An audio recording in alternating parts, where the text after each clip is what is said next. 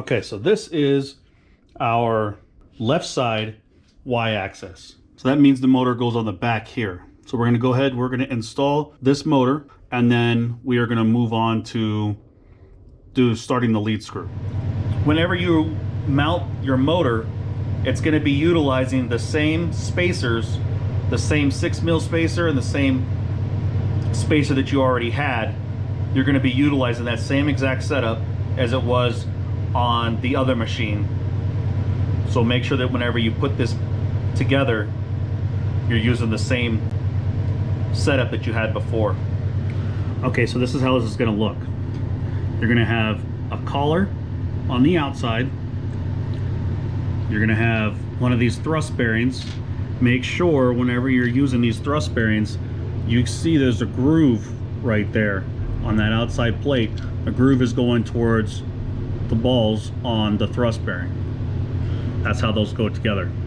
So we got the lock collar on the outside, thrust bearing.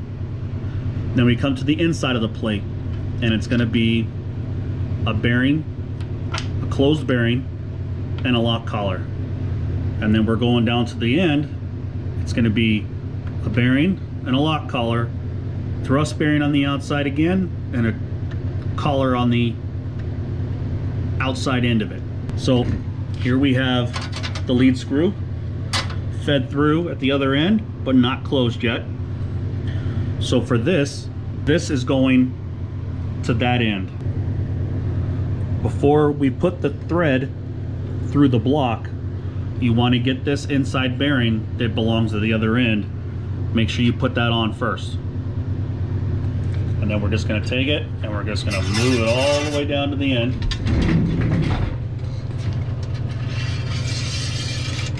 And it's going to sit in its pocket right there as we feed the rest.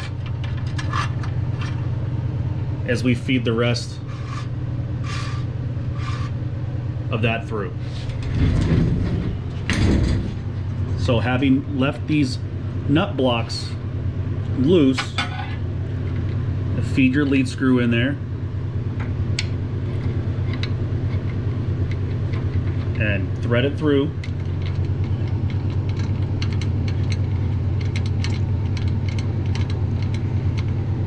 Now we're on the inside still, so it's a lock collar and a closed bearing.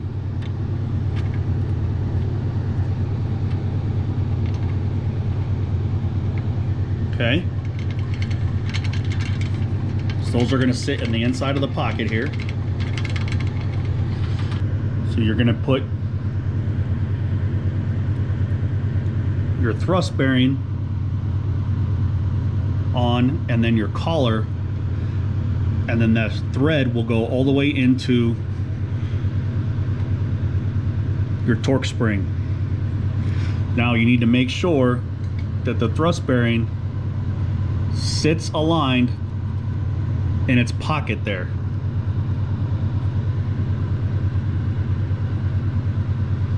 So this is a very important part right here. What we're going to do is we're going to tighten this and we're going to secure this. First, secure the thrust spring side onto the threaded rod. Once you have this secured in the thrust bearing, again, make sure that you're lined up and that your bearing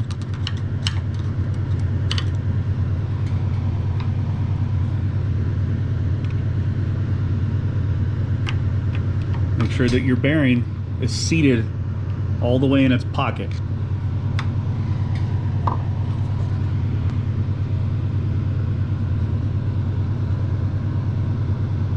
And then tighten that collar. Now you make sure that you lock this inside collar first before you put tension down on the other end. Otherwise you're going to pull this torque spring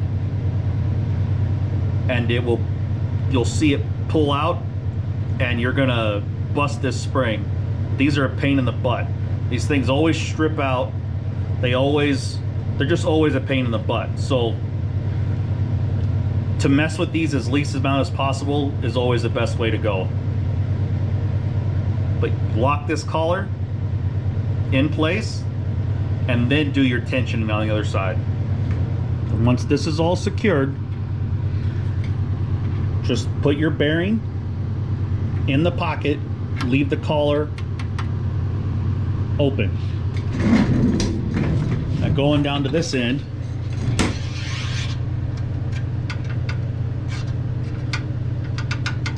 go ahead and push your bearing in there. Just let it sit there. Don't tighten this yet. On the outside, we're going to go ahead and put the thrust bearing race on.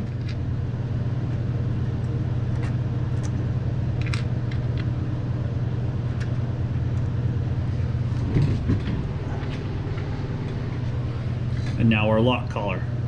We're just going to set that on there for right now. Okay, this is where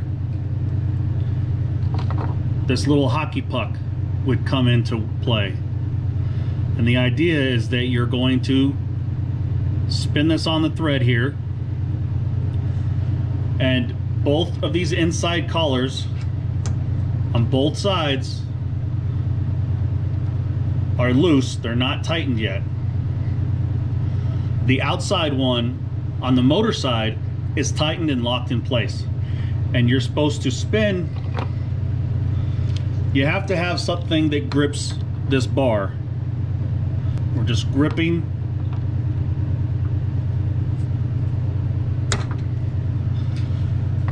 that, because once we turn this, we're going to be putting tension on the lead screw. See how it's moving? Now, my problem, and why I'm not going to be using this hockey puck, I've gone through 3 of them. They always strip out. So that's why I have this. It's brass, it's not going to strip out. And I could put just a little bit more force. So the idea is that we're going to be able to move this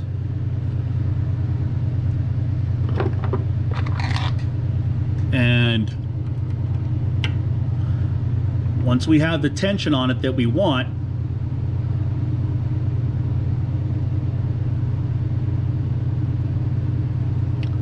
you tighten the collar down.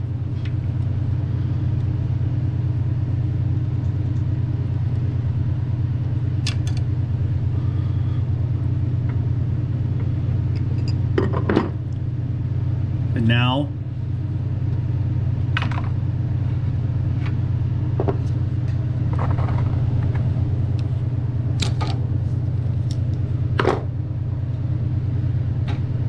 you have plenty of tension on your lead screw. You go to the inside here, make sure that your bearing gets in there in its pocket, and now you tighten this down.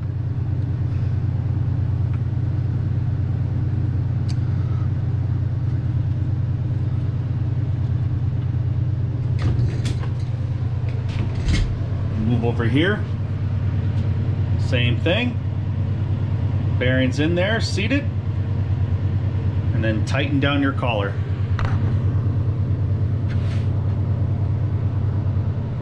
You'll also, once you're all tightened up, this is also the point in time where you can snug these down. Now, I never have these totally torqued down until we've got the machine completely up and ready to go. And then once we have it all together and we're moving the machine with both y-axis connected and both sides working and doing their thing, then I would come up and snug this completely down, because at that point in time everything is able to line itself up on both sides. Because if you have too much torque on this side of the y-axis and the other side has a little less, things are not going to move on these rails or any way in the same fashion as the other. So I leave these loose until we get the machine up and we're actually running, and then we'll snug it down at that point completely when everything's all lined up. So once we're done, you have a completed, ready to go side of your Y-axis. Now you just repeat this on the opposite side and we'll be good to go to get this mounted to the wasteboard support.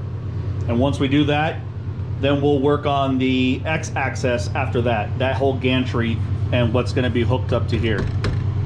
Remember, this be forward, so this is going to be flipped because it's going to be on that left side of the Y-axis. All right, guys, so I hope that I was able to cover some topics to make things a little bit easier for you. A little couple tricks that I've picked up and messing with these machines for a while.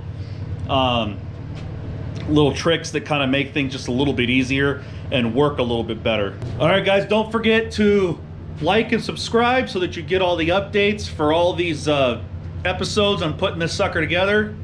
If you guys have any questions, comments, or concerns, please don't hesitate to leave them below. I check those comments as much as I possibly can. I can't hit every one of them, but I try to hit as many as possible. But all right, guys, I hope this was helpful. I hope there's some tricks that I gave you will help you on making this a little bit easier.